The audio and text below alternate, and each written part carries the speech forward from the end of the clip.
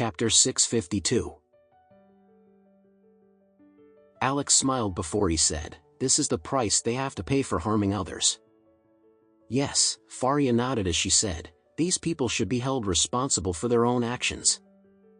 As they spoke, Faria had already driven her car into the Adair family mansion. At this time, Hazel, Matthew, Stephen, Burton, and Doris had all already been waiting in the Adair family courtyard for a long time. As soon as Alex stepped out of the car, the group of people quickly surrounded the both of them. When Faria stopped the car, she quickly said, "Master Anderson, please sit down and wait for me to open the car door for you." Alex hurriedly replied, "You don't need to be so polite to me. I can just get down by myself."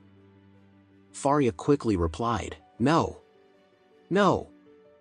Master Anderson, you are our most distinguished guest today. I have to give you the most common courtesy. Otherwise, my grandpa will definitely scold me."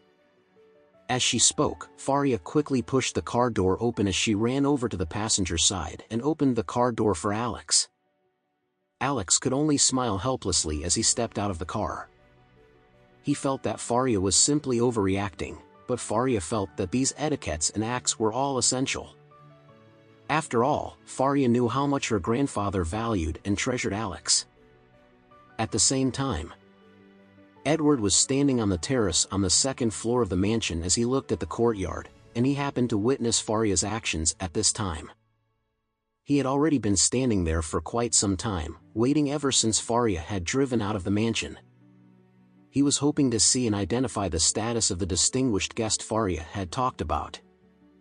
He had also been secretly hoping that the so-called distinguished guest Faria had gone to pick up personally would be an old man or preferably, an old woman.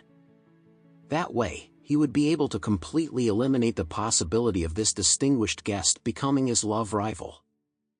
However, Edward never expected Faria to personally make a trip just to pick up a young man who was about his age.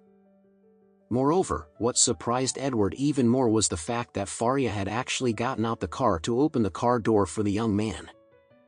At this time, Edward could not help but wonder why Faria respected and thought so highly of this person that she would even step out and open the car door for a young man who was about the same age as herself. Was this the man Faria was in love with? Was this the perfect grandson-in-law that Lord Adair truly wanted? It had to be him. As he thought about this, Edward had a very dark expression on his face, and he was raging with anger. He fixed his gaze on Alex as he looked the strange man up and down. Even though Alex was indeed a handsome man with some demeanor and chic, he was nothing but an ordinary person in terms of clothes and dressing. Edward could tell at a single glance that Alex's clothes and shoes would probably only amount to a few $1,000s. A pair of Edward's socks were already worth more than a few $1,000s.